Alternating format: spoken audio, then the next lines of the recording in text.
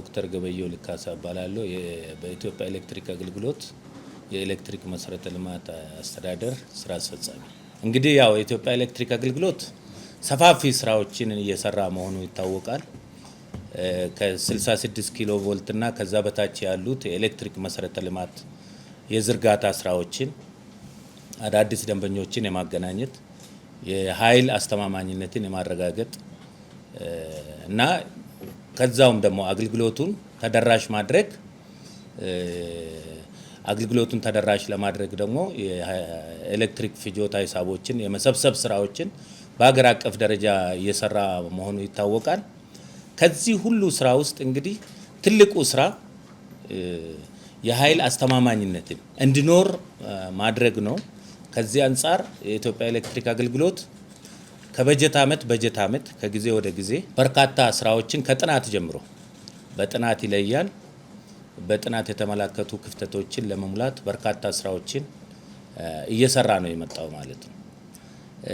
ቅድሚያ ወደ ተሰሩ ስራዎች ከመሄዴ በፊት የኤሌክትሪክ ኃይል ለምን ይቋረጣል? ለምን የኤሌክትሪክ ኃይል ይቋረጣል የሚለውን ትንሽ ማለት እፈልጋለሁ። የመጀመሪያው በመሰረተ ልማት አቅም ውስንነት፣ በመሰረተ ልማቱ እርጅና፣ ረጅም ጊዜ ያስቆጠሩ መሰረተ ልማቶች ሲኖሩ በዚህ ምክንያት መሰረተ ልማቱ ሊቋረጥ ይችላል ማለት ነው። በብልሽት የኤሌክትሪክ ኃይል ይቋረጣል። አንድ ሁለተኛ በእቅድ አቅዶ ለህብረተሰቡም እያሳወቀ የፕሮጀክት ስራዎችን ለመስራት ድንገተኛ ኔትወርኩ ላይ በሚደርሰው አደጋ እና የማዛወሪያ ስራዎችን ሌሎች አዳዲስ ደንበኞችን ለማገናኘት በእቅድ ላይ የተመሰረተ የኃይል መቋረጥ ይኖራል ማለት ነው። ስለዚህ ብሮድሊ ለሁለት ስንከፍለው የታቀዱ የኃይል መቆራረጦችና ያልታቀዱ በብልሽት ምክንያት የሚያጋጥሙ የኤሌክትሪክ መቋረጦች አሉ። እነዚህን ነው እንግዲህ በስትራቴጂ እየነደፍ የአጭር ጊዜ የመካከለኛና የረጅም ጊዜ እያል ለመፍታት ስራዎች የሚሰሩት ማለት ነው። በእርግጥ የኃይል መቆራረጦች ሲኖሩ ሁሉም ለህብረተሰቡ ባሉን ቻናሎች በሶሻል ሚዲያዎቻችን ባሉን ሶሻል ሚዲያ በታዋቂም ግለሰቦች አሁን ደግሞ የጀመርነው አለ በሜን ሚዲያ ስትሪም ብሮድካስት እናደርጋለን። ህብረተሰቡ ጋር ለመድረስ እንሞክራለን። አሁን ደግሞ በቴክስትም ህብረተሰቡ ጋር ለመድረስ ጥረት እናደርጋለን። እንግዲህ ይሄን የኃይል መቆራረጥ ስትራቴጂካሊ በጥናት ላይ የተመሰረተ የማስተካከያ ስራዎችን እየሰራን የኃይል መቆራረጡን ለመቀነስ ሰፋፊ ስራዎች በየበጀት ዓመቱ ይሰራሉ። ስለዚህ በዚህ በጀት ዓመት ደግሞ ከዚህ በጀት ዓመት በፊትም ተጀምሮ እስከዚህ በጀት ዓመት የመጡ በርካታ የመልሶ ግንባታ ስራዎች አሉ። ስለዚህ ምን ተሰሩ ወደምለው ስንመጣ አንደኛው የቅድመ መከላከል ጥገና ስራዎች የምንላቸው ስራዎች አሉ። እነዚህ የቅድመ መከላከል ጥገና ስራዎች ማለት ትልቅ ሪሶርስ የማይፈልጉ ረጅም ጊዜ የማይፈልጉ በራስ አቅም ሊሰሩ የሚችሉ በአጭር ጊዜ ውስጥ ሊሰሩ የሚችሉ ብዙ ካፒታል የማይፈልጉ ስራዎች ናቸው። ስራዎቹን ምንድናቸው ስንል በኤሌክትሪክ መሰረተ ልማት ወሰን ውስጥ የገቡ ዛፎችንና የዛፍ ቅርንጫፎችን ክሊር ማድረግ፣ በጣም ያረጁና ሊወድቁ የደረሱ ምሰሶዎችን መቀየር፣ የረገቡ ሽቦዎችን የመወጠር እና የተሰነጠቁ ስኒዎች ሲያጋጥሙን ትራንስፎርመሮች ላይ ብልሽቶች ሲያጋጥሙ ብልሽት እንዳይኖር ቀድመን የመከላከል ስራ መስራት ማለት ነው። ከዚህ አንጻር በቅድመ መከላከል ጥገና ስራው የሚሰራው በራስ ኃይል ነው። በርካታ ስራዎች ተሰርተዋል። በእርግጥ በዚህ በጀት ዓመት ብቻ አይደለም። ኦልሞስት አንድ ዓመት ከ2 ወር ከ3 ወር ገደማ ጊዜ ያስቆጥረዋል። በ100 ቀን ኢኒሼቲቭ ከፋፍለን ከዚህ በፊትም በዚህ ጉዳይ ላይ ጋዜጣዊ መግለጫ ተሰጥቷል። በ100 ቀን ኢኒሼቲቭ እየከፋፈል አሁን 5ኛው 100 ቀን ላይ እንገኛለን። አሁን ፎከስ የማደርገው በዚህ በጀት ዓመት ውስጥ የተሰሩትን ነው እና በዚህ ቅድመ መከላከል ጥገና ስራ በርካታ ስራዎች ተሰርተዋል። ተጨባጭ ለውጦችም መጥተዋል። ስለዚህ ቅድመ መከላከል ጥገና ስራ በአዲስ አበባ ከፍተሻ ነው የሚጀምረው።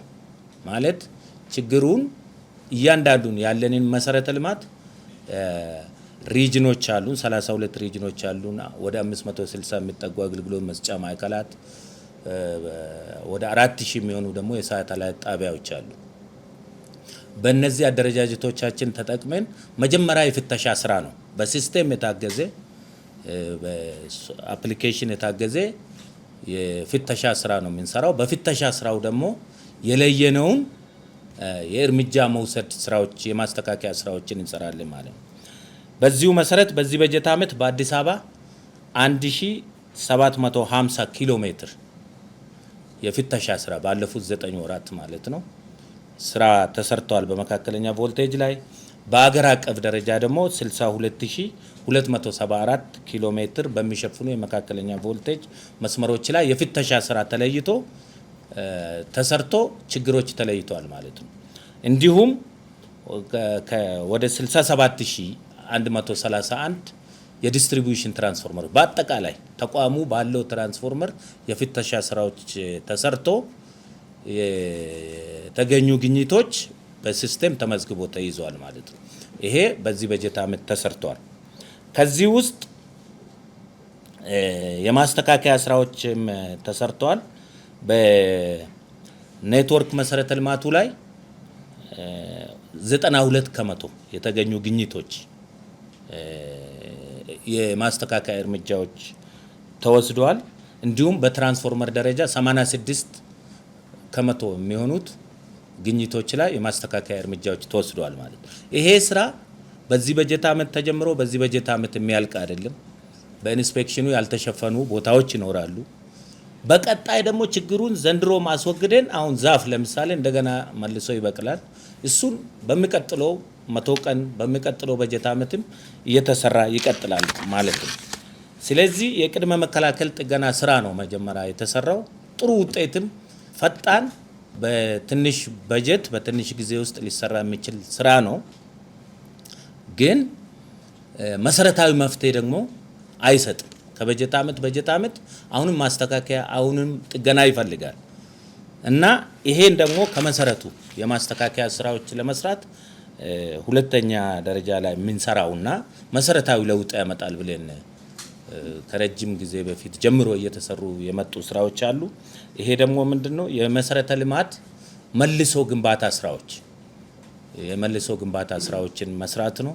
የመልሶ ግንባታ ስራ ማለት ያረጁ የእንጨት ምሰሶዎችን ወደ ኮንክሪት ፖል መቀየር፣ በአየር ላይ የሚሄዱ ሽቦዎችን ወደ አንደርግራውንድ አመቺ በሆኑ ቦታዎች የዋጋም ጉዳይ አለ። አመቺ በሆኑ ጉዳዮች ወደ አንደርግራውንድ የመውሰድ ቤር የሆኑ ኮንዳክተሮችን ሽፍን የማድረግ ኔትወርኩን ደግሞ አጠቃላይ የቁጥጥር ስርዓቱን ማዘመን አሁን እስካዳን የመሳሰሉ ስራዎችን መስራት ማለት ነው። ይሄ በአጭር ጊዜ የሚሰራ አይደለም። ሰፊ ጥናት ይፈልጋል፣ ሰፊ ፋይናንስ ይፈልጋል፣ የፎሬን ከረንሲ ይፈልጋል።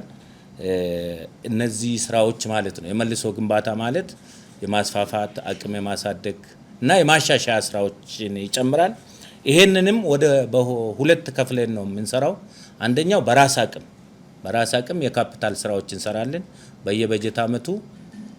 አሁን በዚህ በጀት ዓመት ወደ 18 ቢሊዮን ብር በራስ አቅም በጀት በጅተን በመላው ሀገሪቱ በርካታ ስራዎችን ስንሰራ መጥተናል። ይሄ ማለት ዛፍ የመቁረጥ የመሳሰሉ ስራዎች ብቻ አይደሉም። ኔትወርኩ በጣም ረጅም ዓመት ያስቆጠረ ኔትወርክ ነው በሁሉም ቦታዎች ያሉት። ከዚህ በፊት በኃይል ማመንጫ ማስተላለፊያ እና ማከፋፈያዎች ላይ በጣም ሪማርከብል የሆኑ ስራዎችን ሰርተናል። በዛው ልክ ግን የዲስትሪቢዩሽን መሰረተ ልማቱ ላይ አልተሰራም። ከቅርብ ጊዜ ወዲህ ነው የጀመርነው። ሁሉም ኔትወርኮች በዚህ እናዳርሳለን።